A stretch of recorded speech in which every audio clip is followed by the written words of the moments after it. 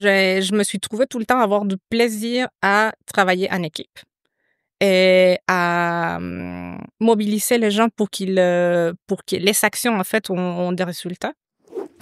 L'idée, en fait, d'avoir une entreprise, ça tournait dans ma tête même en étant salariée au Canada.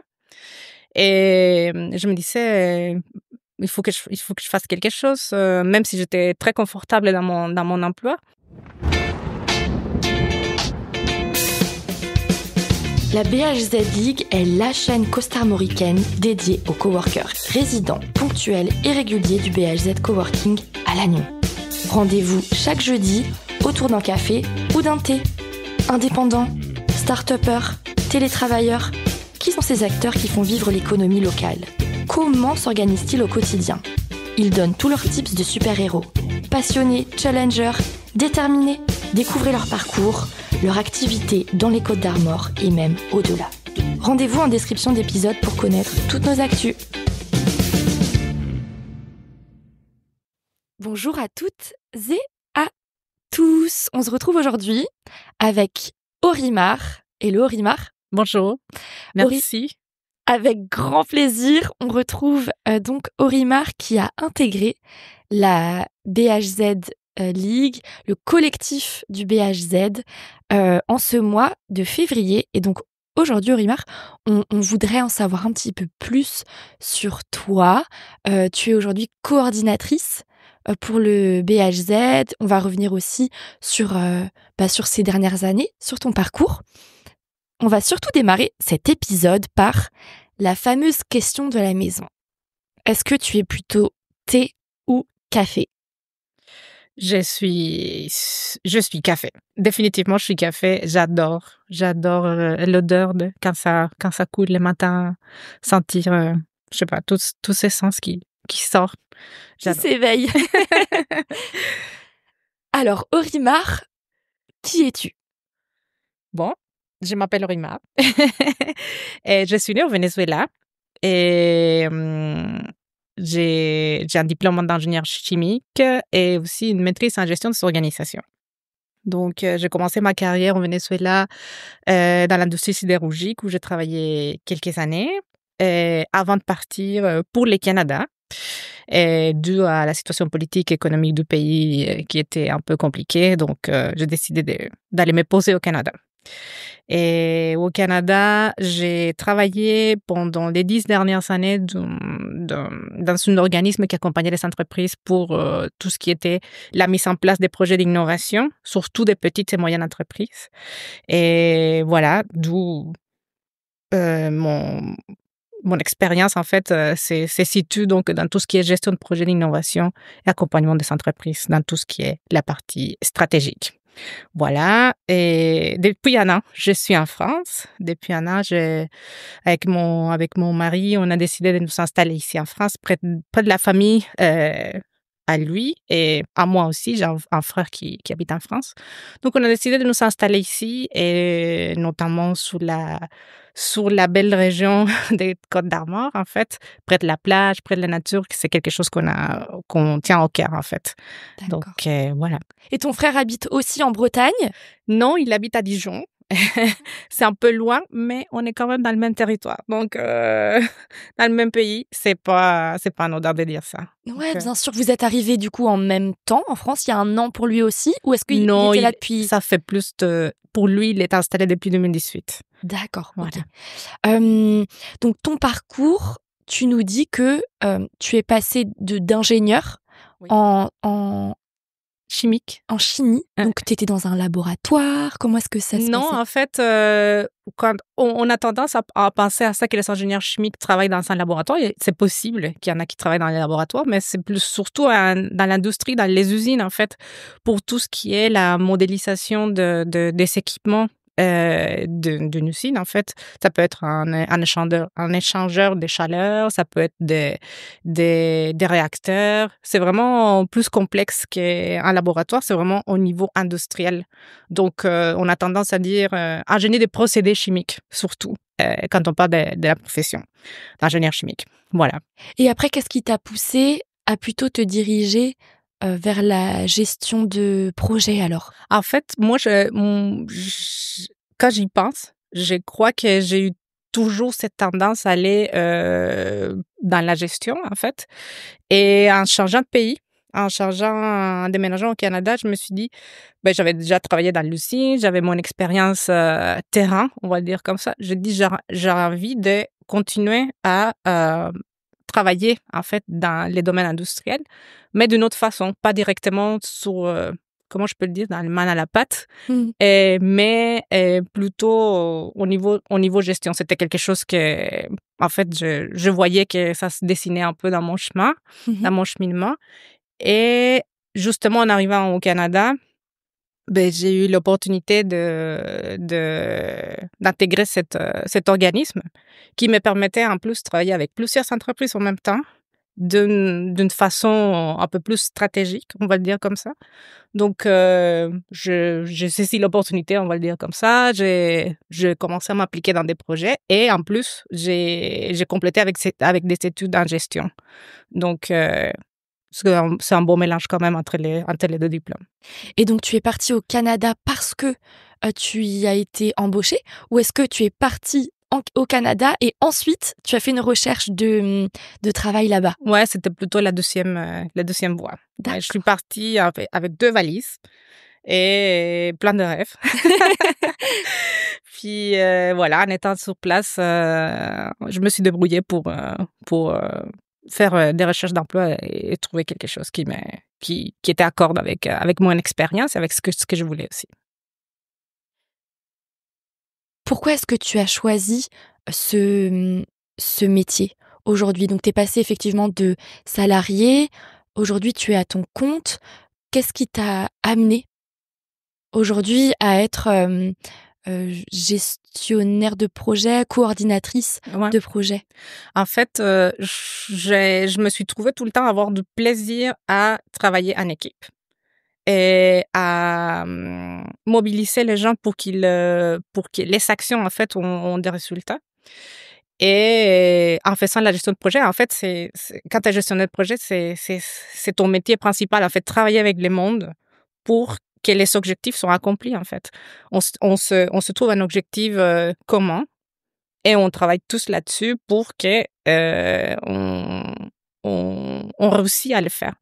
Donc, mobiliser les gens, travailler vraiment avec les gens et en en allant chercher aussi quelles sont les qualités de cette personne pour pouvoir les mobiliser et les maintenir, intéressés, en fait. Moi, je pense que c'est le cœur de métier dans gestionnaire de projet. Donc, Mmh.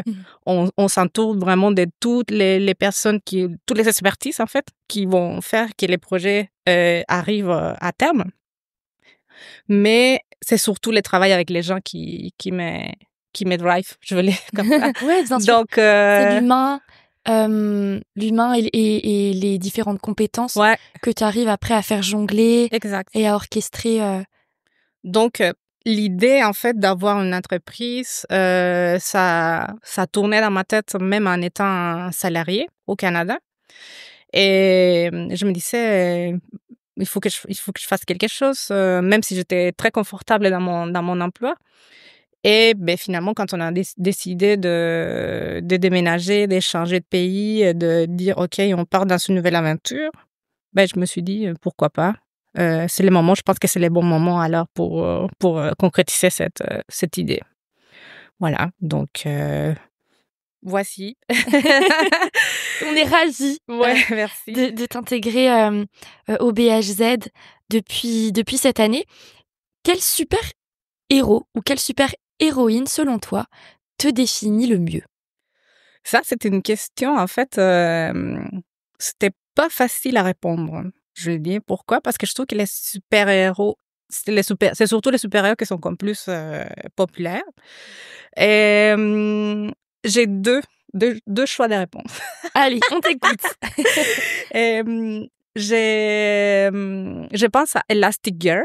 Je me rappelle plus le nom du film en français, hein. C'est l'Impossible bref. C'est une mère de famille qui, a un super pouvoir, d'être, élastique en fait.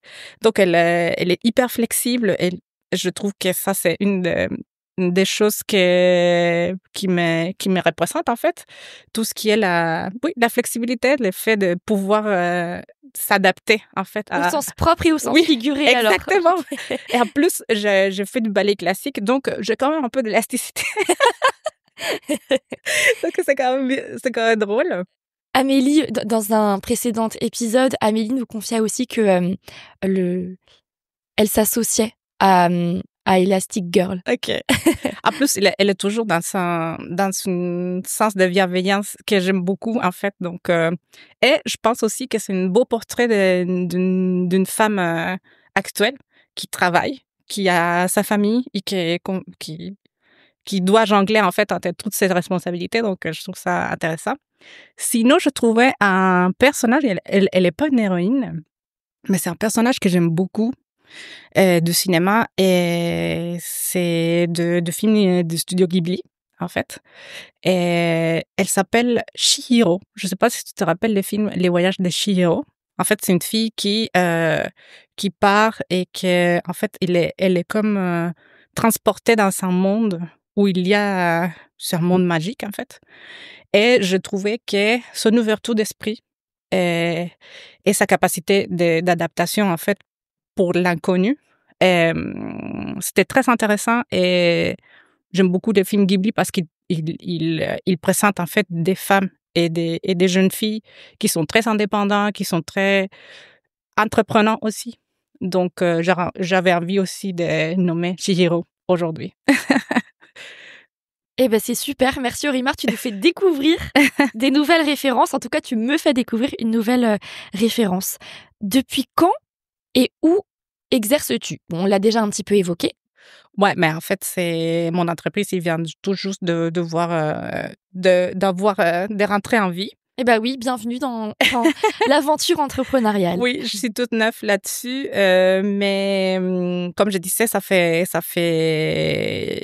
quelques années que ça tourne dans ma tête et mais c'est depuis un an, en fait. C'est depuis un an que je commence à structurer mon entreprise et depuis cette année qu'elle est officiellement ouverte. Et tu exerces donc depuis le BHZ, coworking? Oui, en fait, maintenant que j'ai aussi une mission ici au coworking, donc je profite un peu de cet espace pour combiner entre le coworking et la maison.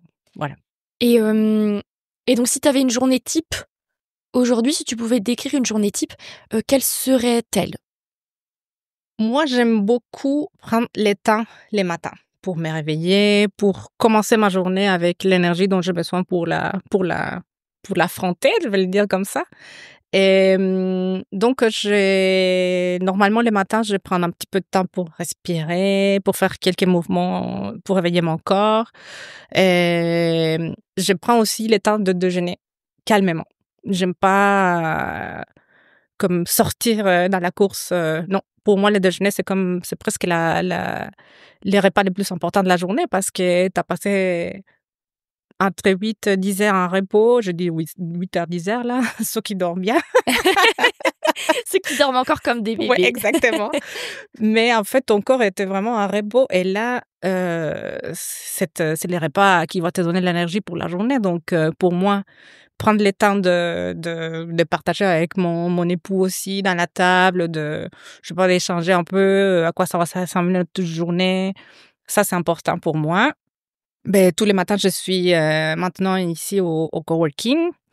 Et puis normalement, l'après-midi, je peux dire que je me concentre vraiment bien au milieu de la journée. Donc, je préfère placer des rencontres, des réunions, en fait, ou des visios la matinée pour me concentrer, en fait, l'après-midi à tout ce qui est travail un peu plus, qui a besoin de plus de concentration, en fait. Voilà. Et sinon, ben, j'ai une routine aussi où je vais au gymnase, donc j'essaye d'y aller 3 fois par semaine. Maintenant, avant, je le faisais les matins, mais maintenant, j'essaie de les caler dans la journée. Sinon, si j'ai le temps aussi, je prends une marche, en fait, dans un endroit où il y a un peu de nature autour pour remplir les poumons d'air fraîche, voilà, pour finir la journée. Et justement, est-ce que tu as un endroit favori autour de Lannion, dans les Côtes d'Armor, que tu préfères pour aller faire cette fameuse promenade pour te ressourcer? C'est une autre question difficile parce qu'il y a plein d'endroits qui sont magnifiques autour de nous.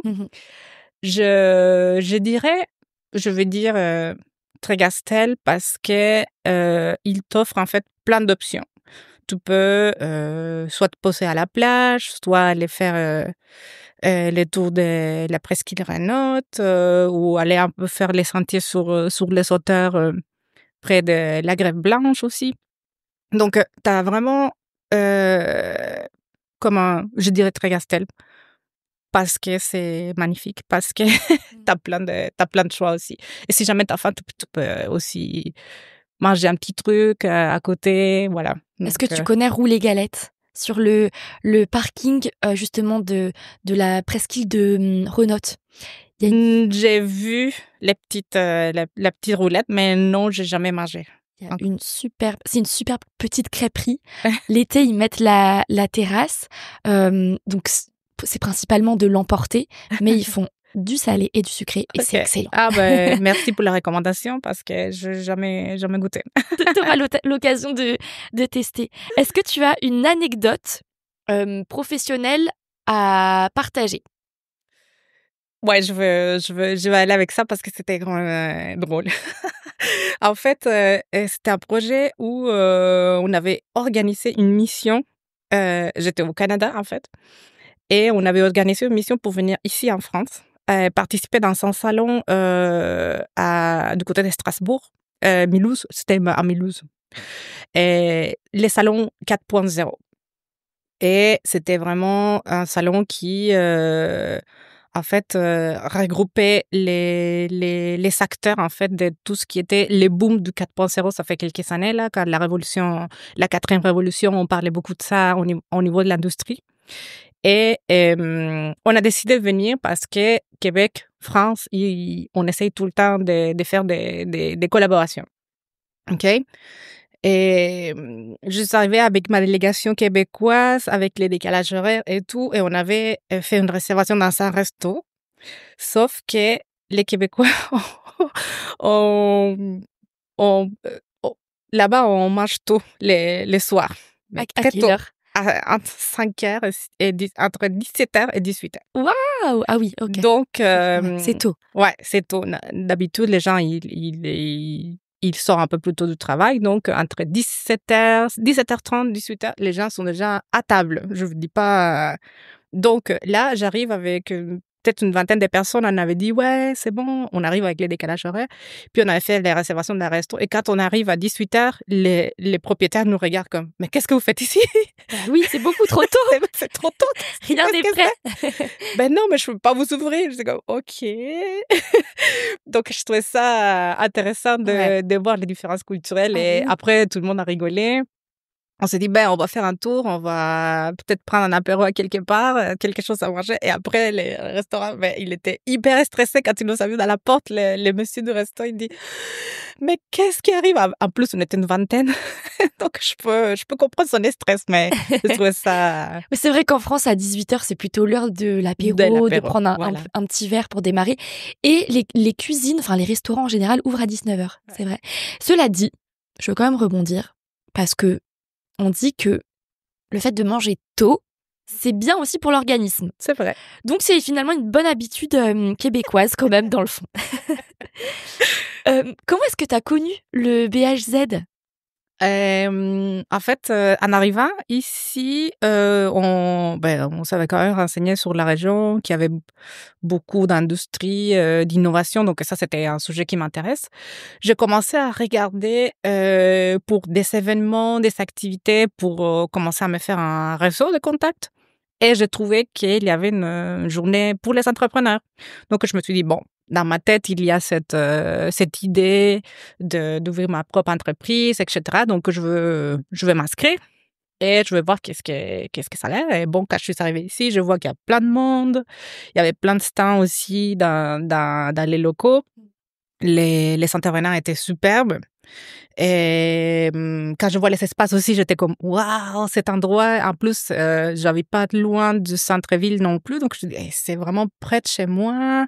C'est un endroit hyper pro. Ça donne envie en fait de venir travailler ici. Je le dis pas parce que maintenant je suis ici, mais c'est vraiment un endroit hyper c'est calme, mais en même temps, ça donne les cadres pour que tu puisses te concentrer dans ton travail et te sentir dans un environnement pro.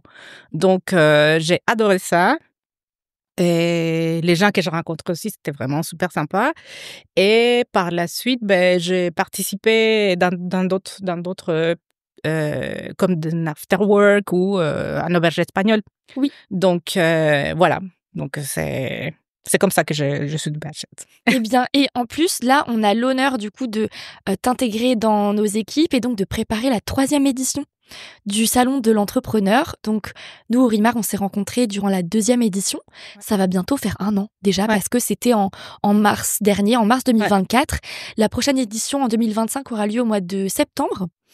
Et on aura toujours la même configuration avec des stands par thématique qui sont animés par des professionnels, un stand de communication, un stand bien-être avec son équilibre pro et personnel, un stand spécial podcast avec Gaëlle, un stand dédié au RGPD. Ok. Avec Patrick et d'autres stands. On aura aussi la BGE normalement, et France Travail, ça c'est certain avec nous. Excellent. Donc l'idée c'est vraiment d'organiser une journée pour les entrepreneurs, les porteurs de projets, les futurs entrepreneurs aussi, ceux qui ne le sont pas encore, qui pensent pourquoi pas, un petit peu comme toi, parce qu'à l'époque tu n'étais pas encore lancée. Exact, non plus. mais c'est super parce qu'en fait si tu as une idée que t'es pas encore sûr, parce qu'il y a 1000 choses à penser au niveau de l'administration, comment je m'enregistre, bref, quel statut j'ai choisi et tout. Moi, je pense que c'est super intéressant de au moins avoir une petite intro. Après, tu peux décider comment tu te fais accompagner. Hein. C'est important de se faire accompagner, je pense. Mm-hmm. Mais l'effet de venir ici, de rencontrer le monde, de mettre des visages aussi sur des potentielles personnes qui vont pouvoir te soutenir, ça c'est super. Donc oui, il faut pas manquer ça. Voilà. Pour ceux qui nous écoutent, ouais. On reviendra avec une date bien précise. Ce sera la dernière semaine de septembre. Et puis, tu as aussi mentionné donc les auberges espagnoles qui ont lieu 1 fois par mois. C'est vrai, pour se retrouver autour d'un déjeuner. Et puis, tu mentionnais aussi les after-work. Donc toujours, on organise un after-work par mois. Tu auras l'occasion toi-même aussi, Aurimar, d'en animer un dans les mois prochains. Sûrement, ça me fera plaisir. Et d'ailleurs, on a le prochain after-work qui a lieu le jeudi 27 février, donc qui sera déjà passé lors de cette diffusion de podcast, normalement. Et donc, c'est Patrick qui vient animer un after-work sur la 5G. Donc, est-ce qu'on en a réellement besoin ou pas? Donc, l'idée, c'est aussi de débattre. C'est d'apprendre, en fait, durant ces after-work, mais aussi de discuter, de débattre et puis de favoriser aussi l'ouverture d'esprit. Excellent. Merci beaucoup. Merci Aurimar. à toi pour cet échange, c'est vraiment génial. Merci pour une première. Ouais, pour une première pour moi, exact. Et on se retrouve la semaine prochaine avec un épisode cette fois-ci un petit peu plus précis, un peu plus expert sur toi, ton domaine de prédilection, qui est la planification stratégique. Merci. Merci Aurimar, à très vite.